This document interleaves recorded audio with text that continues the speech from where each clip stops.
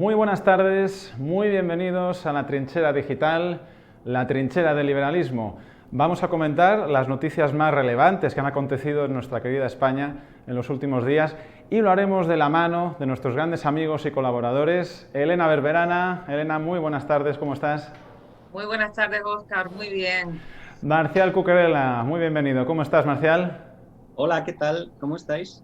Muy bien.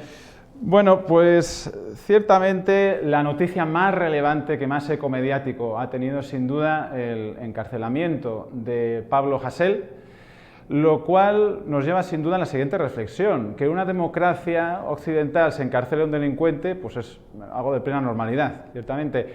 Que una turba malvada de marxistas salgan a la calle a destruirlo todo, pues forma parte del orden lógico y natural de las cosas.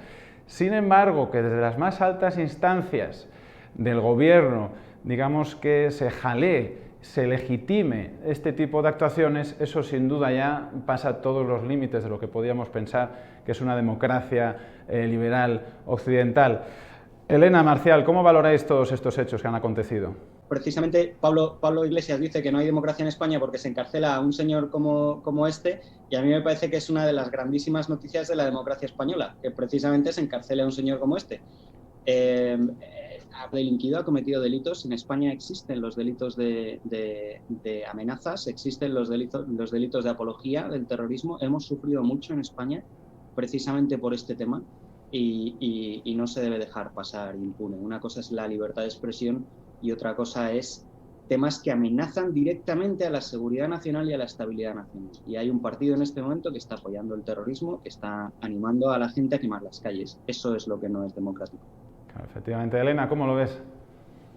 Bueno, pues a mí me parece que todo esto que hemos vivido en España, estos numeritos de violencia de los antifascistas, supuestamente antifascistas, cuando ellos realmente parecen los verdaderos fascistas. Pero bueno, al fin y al cabo son movimientos comunistas, anarcocomunistas, independentistas, también catalanes, están todos metidos en el mismo saco, en la misma organización que ha defendido, digamos, a este vil ser Pablo Hasél, que tanto que defienden ellos la izquierda a las mujeres, como ellos dicen, pues precisamente era una de las personas más machistas. Además, en sus letras son absolutamente vomitivas. Pedía que mataran guardias civiles en mítines que daba Pablo Iglesias, el vicepresidente del gobierno de España, que presentaba a este energúmeno en sus conciertos políticos. Pero es que además, no solo eso, sino que también tenemos a Echenique, A tu gata, es lo que tenemos a veo. mi gata, Tenemos a claro, tu gata. es que mi gata es anticomunista, ha escuchado eso y ha dicho de Muy repente. bien, muy bien. Le has Entonces, puesto un pin parental, ¿verdad? Para que no la adoctrinen de otra forma. Muy bien. Estupendo. claro, sí, uy, me vengo un poco más para acá porque estoy viendo No, la imagen. no te preocupes. Continúa, Bueno, continúa. vale, pues tenemos, por ejemplo, a Echenique, que también, justo cuando estaban todos los escaparates del centro de Madrid, estaban destrozándolos, estaban tirando adoquines, ladrillos a matar. Toda esta organización de antifascistas que además se ha visto y comprobado que tienen un manual de guerrilla callejera, ¿no?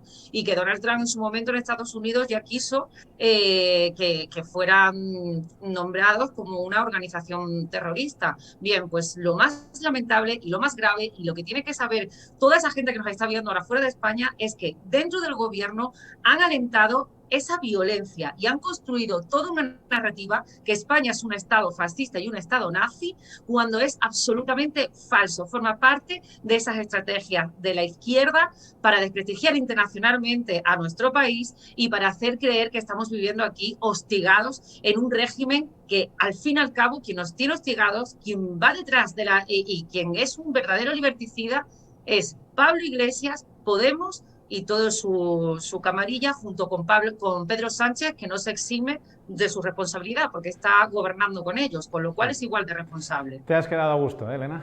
Muy Luego, bien. respecto, Ha sido respecto, al muy grave. personaje, respecto al personaje concreto, espera, me voy a mover para acá. Sí, Marcial. Respecto al personaje concreto, este tío no se llama Pablo Hasél, porque lo digo porque saldrá de Rositas dentro de unos años de la cárcel de Rositas. Sobre todo se llamará como se llama él de verdad, que se llama Pablo Rivadulla Duró. No se llama Pablo Hasél. Pablo Hasél es un mote. Y este señor tiene unas letras y tiene unos raps y unos tal, porque le llaman a eso, le llaman arte, en el que se mete con Miguel Ángel Blanco. Hay que recordar que Pablo Hasél o Pablo Rivadulla tenía 8 años cuando asesinaron a Miguel Ángel Blanco. Este tío no tiene la más remota idea de quién es ETA. Este tío no tiene la más remota idea de qué es el terrorismo. No ha vivido esto, no lo ha sufrido. Es un inmaduro. Y juega precisamente con fuego. ¿Por qué? Porque no lo ha vivido, porque no lo ha sentido. Él cree que vive en un país que está todo, lo que pasa es que lo ha tenido tremendamente fácil.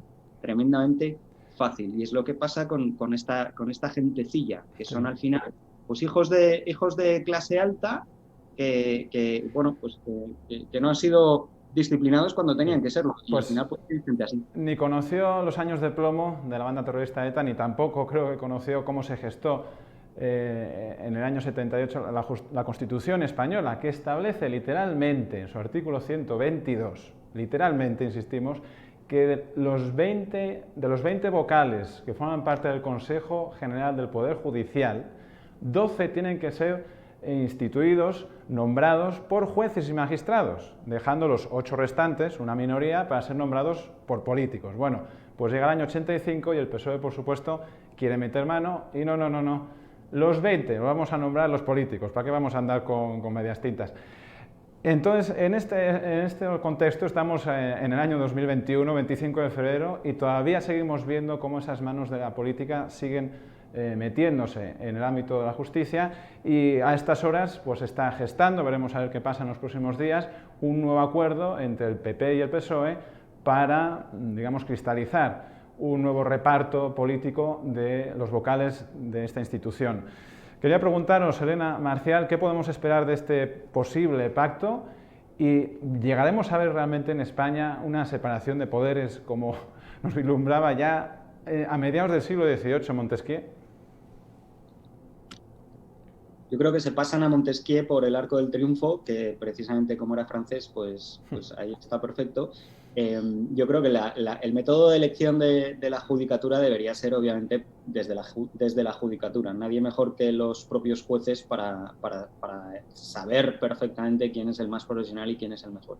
Pero ahí hay una cosa que me resulta muy graciosa, que son enanos, con todo el respeto a los enanos, eligiendo gigantes. Los jueces, nuestro poder judicial es un poder que en el 99% de los casos son jueces perfectamente formados, que han pasado una oposición, que han pasado por unos turnos, que han pasado por tal, que han trabajado, que han sentenciado, que han dictaminado, que son gente perfectamente profesional, cuyo nombre y cuyo honor se ve tirado y arrastrado por el barro porque se lo están repartiendo un tío que es famoso por su vanidad, que es Pedro Sánchez, y un tío que es famoso por su inacción, que es Pablo Casado.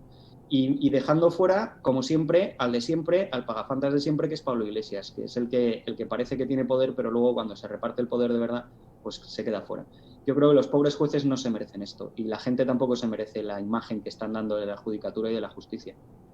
Elena, ¿cómo analizas la situación? Sí, bueno, yo lo analizo desde, esto es mejor tomárselo ya con sentido del humor.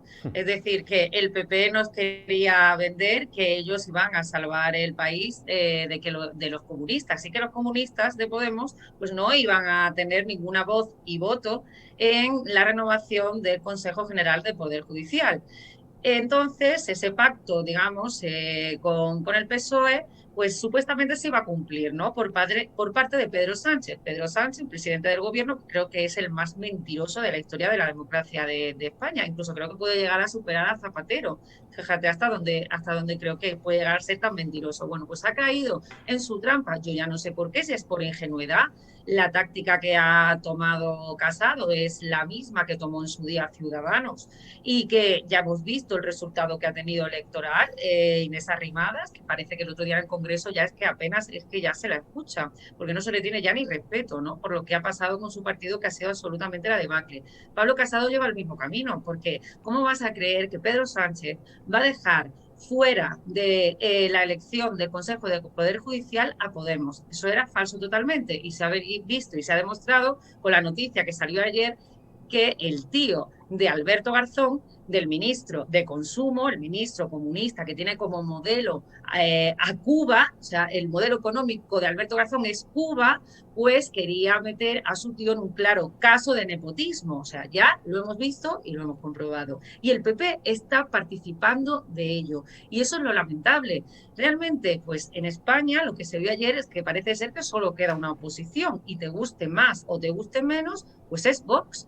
Y el resto de partidos están claudicando y creyéndose, o no sé qué estrategia están siguiendo, pues del Partido Socialista y de Pablo Iglesias. Evidentemente, ya además de esto, después está el debate de que es cierto que los políticos, pues no deberían elegir el Consejo de Poder Judicial, pero es que resulta que Pedro Sánchez hace apenas 2 años estaba mintiéndonos y diciéndonos que él jamás estaría de acuerdo en que los políticos tuvieran que elegir a los jueces. Pablo Iglesias lo hemos escuchado todos los años, vamos, un año y otro también, diciendo que no se debería politizar la justicia. Y ahora esa hemeroteca vuelve a darles la cara y le explota en la cara. Pero claro, no tiene resonancia porque como la mayoría de medios de comunicación le están bailando el agua, pues esto que estamos contando aquí, esperemos que tenga pues algo más de cobertura. Pero sinceramente es todo una falacia, toda una mentira, y es muy triste que el Partido Popular esté participando de ello. Sí.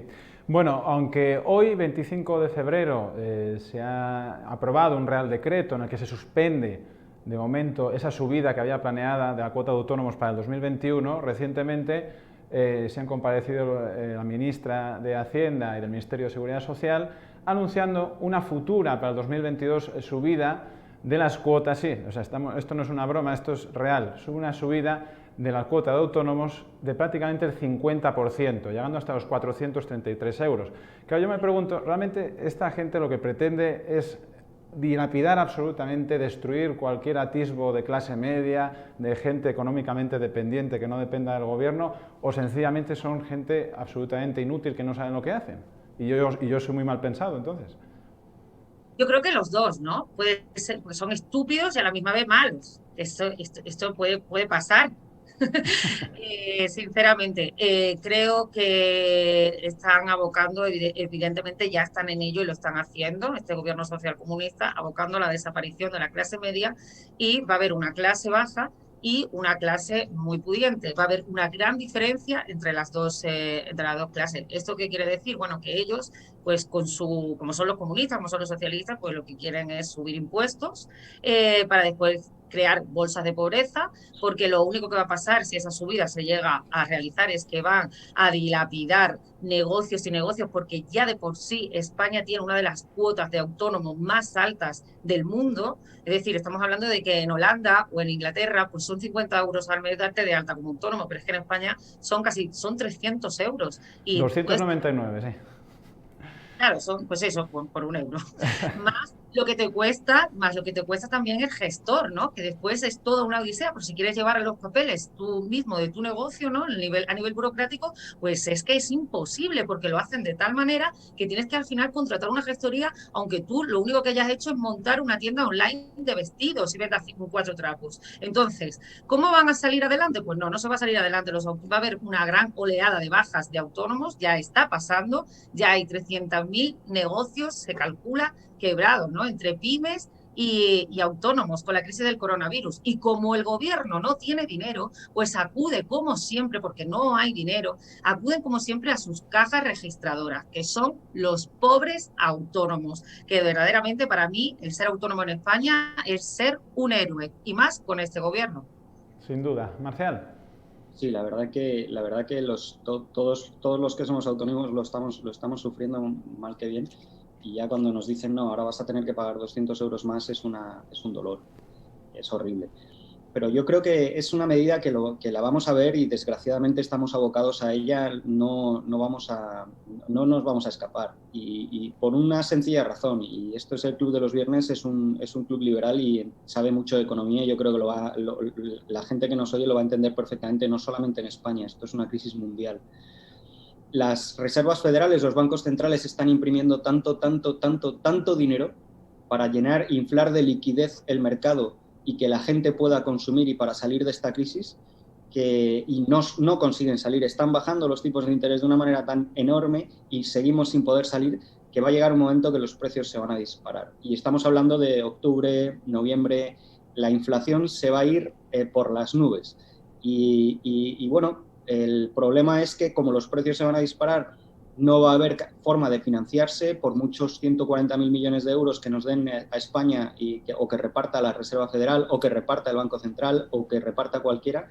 Y los gobiernos que ahora mismo no son profesionales, como dice Elena, son absolutamente populistas, no van a dedicar ese dinero a crecer, lo van a dedicar a seguir con sus políticas populistas, con sus políticas que no son ni de infraestructuras, ni de inversión de futuro, ni invertir en la productividad, sino en pintar puentes en Cádiz, en resolver una brecha salarial que no existe en España, en resolver unos temas que son absolutamente estúpidos y secundarios o terciarios.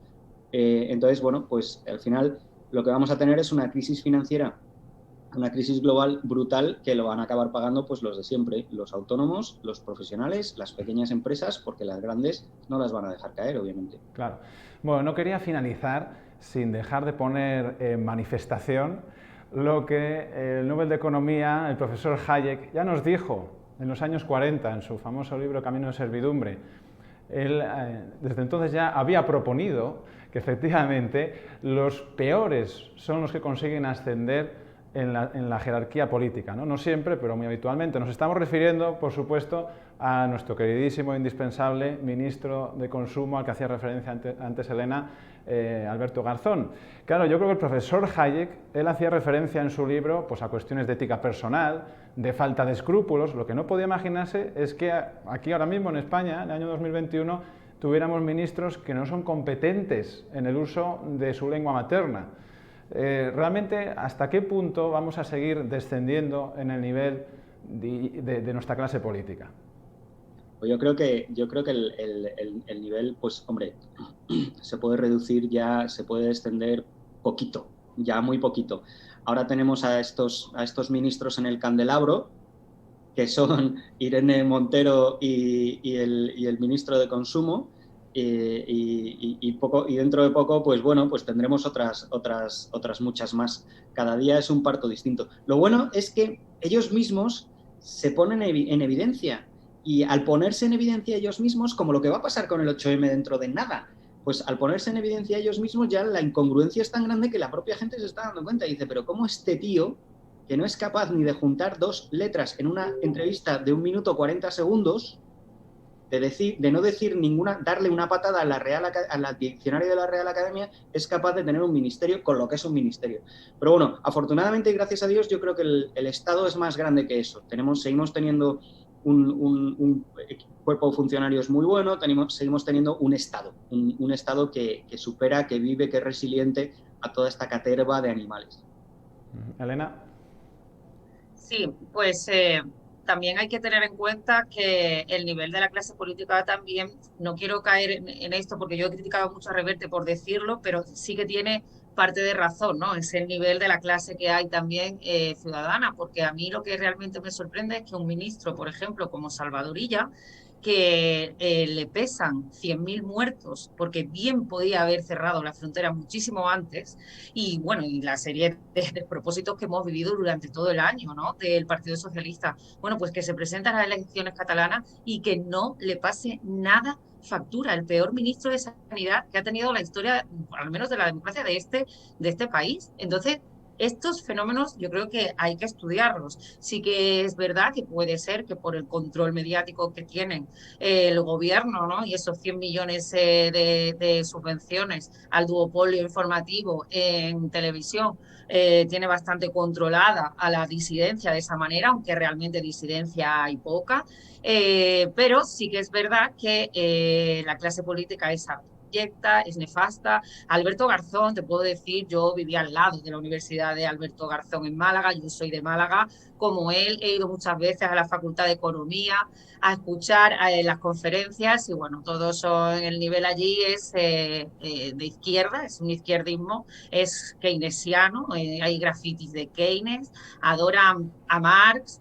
¿Qué te puedo decir? ¿No? De ahí ha salido Alberto Garzón. Es normal que a veces cuesten hasta meteduras de pata. No creo que se haya leído mucho más que lo que le recomendarán en la universidad. Y después veían las asignaturas. Yo me quise matricular, pero dije, bueno, es que esto es una infoxicación absurda, y prefiero estudiar economía por mi cuenta, ¿no? Porque no había autores liberales. O sea, eso no lo ha leído Garzón y lo ha leído después de haber salido de la universidad.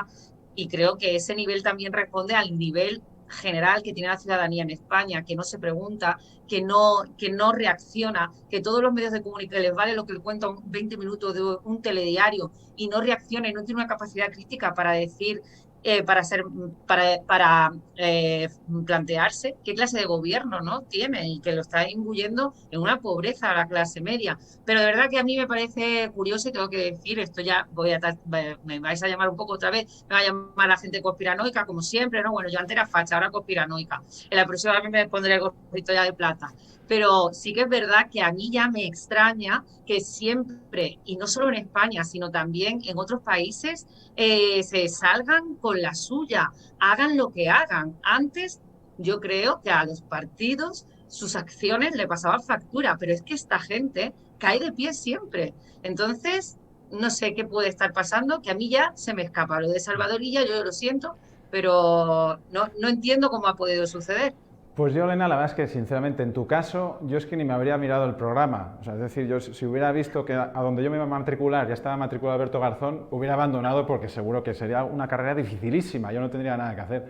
Bueno, muchísimas gracias, Marcial, muchísimas gracias, Elena, y muchas gracias a todos los que nos estáis viendo. Y si os gusta nuestro contenido, os gusta nuestro liberalismo de trinchera, os gusta nuestra defensa de los derechos individuales, la propiedad privada y un Estado más pequeño para que la sociedad civil sea más grande, os animamos a seguirnos en nuestra web, latrincheradigital.es, en nuestra web madre, que es elclubdelosviernes.org, y a haceros socios y ayudarnos en esta campaña, porque desde luego ya el Estado no nos está dando ninguna subvención.